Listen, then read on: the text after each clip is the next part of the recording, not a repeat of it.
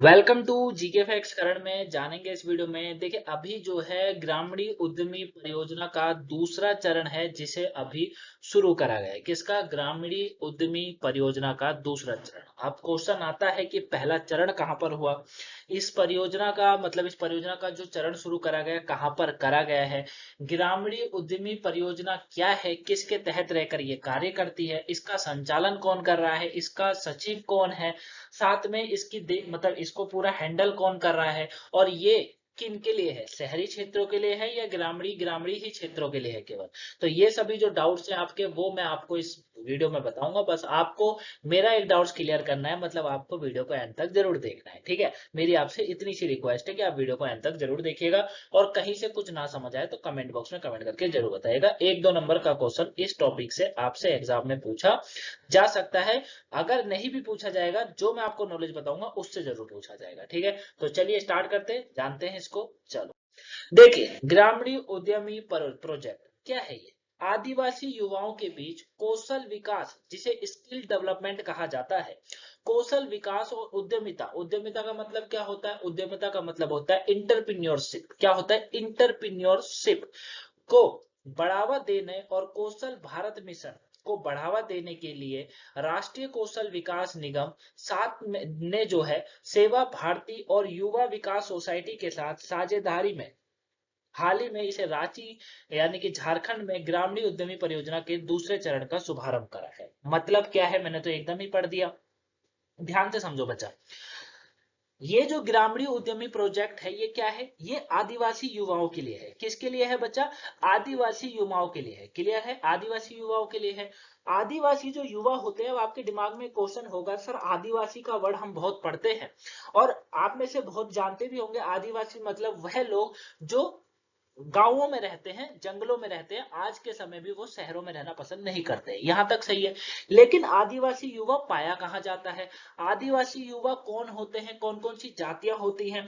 क्योंकि जो UPSC PCS की तैयारी कर रहे होंगे उनको इसके बारे में काफी अच्छा पता होगा कि आदिवासी युवा कौन होते हैं, कहाँ कहाँ पाए जाते हैं, किन किन क्षेत्रों में पाए जाते हैं, ये सब के बारे में, है ना।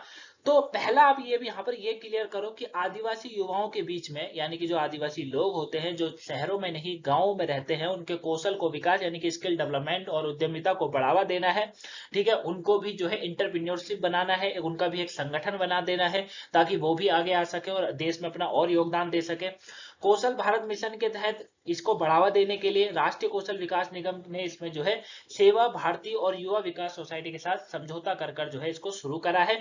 इसका शुभारंभ किया है जो कि रांची के अंदर करा गया है। अगर पूछा जाए कि कहां पर हुआ है अभी ये, है ना, ग्रामीण उद्यमी परियोजना का दूसरा संस्करण कहां पर हुआ, तो आपको बताना है रांची के अंदर हुआ है। ठीक है, अब मैं आपको बताऊंगा कि आखिर में वो आदिवासी का मतलब होता क्या है। ध्यान से समझिएगा। देखिए, आदिवासी कौन सी जाति में आते हैं, ये काफी बार डाउट्स बनता है। भारतीय संविधान जो है, भारतीय संविधान में हमारे आदिवासियों के लिए अनुसूचित जाति का प्रावधान करा गया है। किसका प्रावधान है? अनुसूचित जाति का प्रावधान करा गया है, ये आपको याद रखना है। ठीक है ना। अब मतलब अनुसूचित जाति पद का जो है उसका उपयोग किया जाता है भारत की प्रमुख आदिवासी समुदाय में। ठीक है, प्रमुख आदिवासी समुदाय है जो कि आंध्र, गोंडा, खरवार, मुंडा, खाड़िया, बोड़ो, कोल, भील, कोली, सहरिया, संथाल, इस तरीके की आदिवासी कई और जनजातियां हैं जो कि पाई जाती है, इनको आदिवासी जनजाति कहा जाता है। ठीक है, जैसे आपने संथाल करके जाति बहुत बार सुना होगा कि संथाल जाति जो है वो कौन सी है, वो आदिवासी जनजाति है, ये आपको याद रखना है। क्लियर है बच्चा? यहां तक आपको समझ आ गया। अब आता है आदिवासी का मतलब क्या होता है। देखिए, आदिवासी मैंने आपको बता दिया, वह लोग जो गांवों में रहते हैं, जंगलों में रहना आज भी पसंद करते हैं। ठीक है, उनका जो जीने का तरीका है, उनका जो जीवन यापन है, उनका खान पान जो है वो शहरी लोगों से बहुत अलग होता है, बहुत ज्यादा अलग होता है। ठीक है, उनके त्योहार अलग होते हैं, उनकी भाषाएं अलग होती है। जैसे संथाल है तो संथाल अपनी ही भाषा बोलेगा, है ना, उस तरीके से होगा। यहां तक समझ आ गया होगा। आदिवासी का जो अर्थ निकला है वो हिंदी अर्थ है, मूल निवासी बोला जाता है, हिंदी में इसको मूल निवासी बोला जाता है। ठीक है, ये आपको याद रखना है। अब बात आती है सर इसको जो है संविधान के कौन से उसमें बताया गया है ये आप बता दीजिए। ठीक है, संविधान के कौन से उसमें इसका प्रावधान है, मतलब कौन से में ये बात है। तो देखिए याद रखिएगा कि अनुसूचित जाति एवं जनजाति जो है उसमें इसको रखा जाता है, ये मैंने आपको समझा ही दिया। और जनगणना 2011 के अनुसार भारत के, मतलब जनगणना 2011 के अनुसार जो है कहा गया है कि भारत के जो है 8.6%, कितना, भारत के अंदर 8.6% जो लोग हैं वो आदिवासी, जो लोग हैं वो आदिवासी, यानी कि 10 करोड़ के करीब बताया जा रहा है। ठीक है, ये आपको याद रखना है, इंपॉर्टेंट है, क्लियर।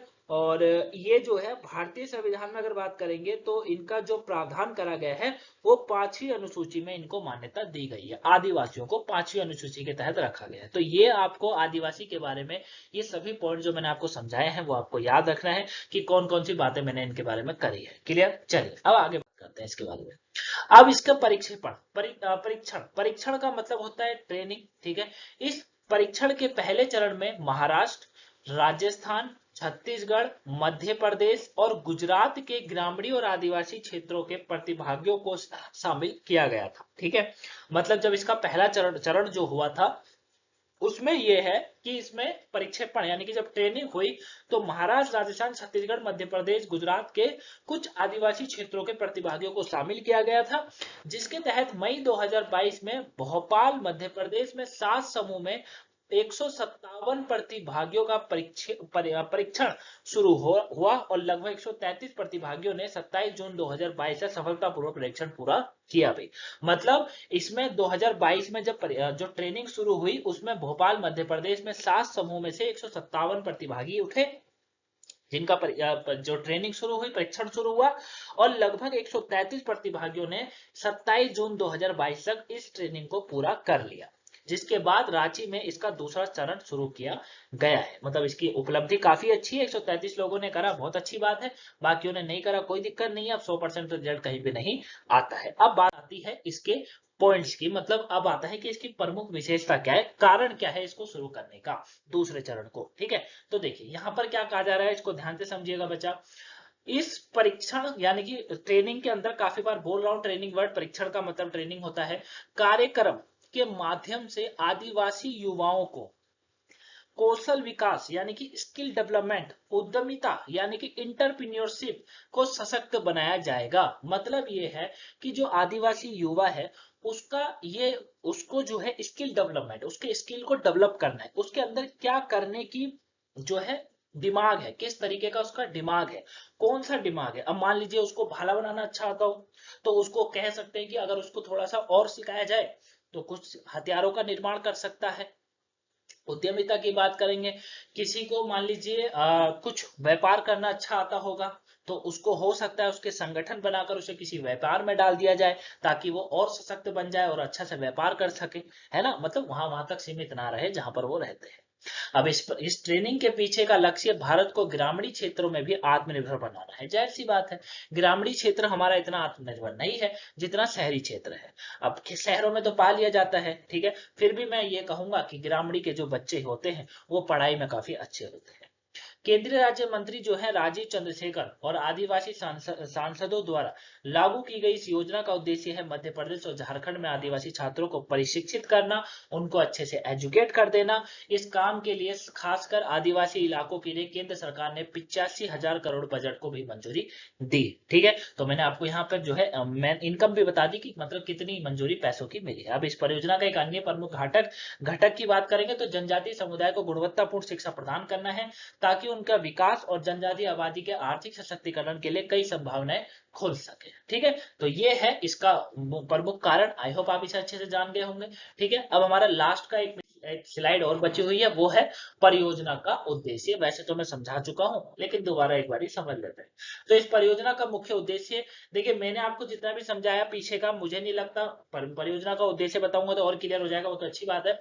लेकिन आपको कोई डाउट्स होना चाहिए, अगर फिर भी डाउट्स है तो मैं आपको फिर कहता हूं, हर वीडियो में बोलता हूं, वीडियो के कमेंट बॉक्स में या फिर आप इंस्टाग्राम पर, फेसबुक पर कहीं भी अपना डाउट्स बच्चा क्लियर कर सकते हो। डाउट्स को क्लियर करना बहुत जरूरी है। वैसे मैं पूरी कोशिश कर रहा हूँ, हर वीडियो में आपके लिए कोशिश हो रही है कि आपको कोई भी पॉइंट्स, जैसे अभी हमने क्या समझा आदिवासी के बारे में, कौन सी अनुसूची में आता है, कौन सा अधिकार है, क्या है, कहाँ पर पाए जाते हैं, जनसंख्या कितनी है, और साथ में आदिवासी कौन होते हैं, आदिवासी का अर्थ क्या होता है। आदि का मतलब होता है पूर्व, मतलब जो पहले से ही निवास कर रहे हो, ठीक है ना।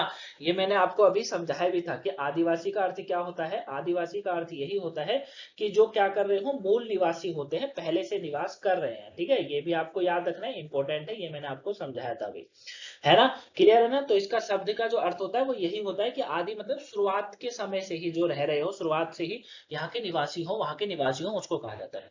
तो मैंने इस तरीके से आपके लिए हर वीडियो में मैं कोशिश कर रहा हूँ कि आपको हर वीडियो में इसी तरीके से समझाऊं, ठीक है। क्योंकि मुझे ऐसा लगता है कि जैसे करंट अफेयर, आज की अगर आपने करंट अफेयर नहीं देखी हो सुबह की तो देखिएगा, उसमें भी मैंने यही करा है कि जैसे कनाडा के बारे में बताया, राजस्थान के बारे में, तो कनाडा के बारे में मैंने आपको पूरा इतिहास बताया उसका कि कनाडा कैसे शुरू हुआ, कैसे बना, राजस्थान में क्या है, कितनी जनसंख्या है, किस नाम से पहले जाना जाता था, कहाँ पर है राजस्थान, राजधानी क्या है, कौन है यहाँ का सीएम, कौन है यहाँ के राज्यपाल, ये सब मैंने आपको समझाया था।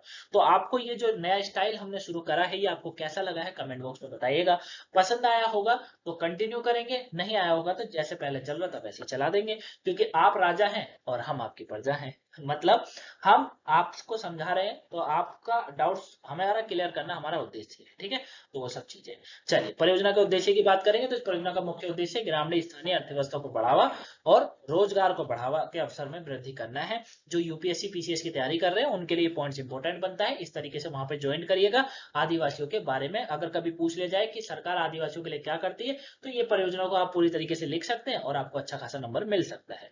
वृद्धि करना है ताकि स्थानीय आवास अवसरों की कमी के कारण जबरन पलायन को कम किया जा सके, साथ ही प्राकृतिक संसाधनों का संरक्षण किया जा सके। वर्तमान में यह परियोजना 6 राज्यों में महाराष्ट्र, राजस्थान, छत्तीसगढ़, मध्य प्रदेश, झारखंड और गुजरात में लागू की जा रही है। क्लियर है। तो आई होप आप इसको पूरे अच्छे से टॉपिक को समझ गए होंगे। कोई डाउट्स लगे कमेंट बॉक्स में बता दीजिएगा। वीडियो को लाइक, सब्सक्राइब, शेयर जरूर करिएगा। मिलेंगे नेक्स्ट वीडियो में, तब तक के लिए thank you for watching guys, have a nice day, thanks for watching.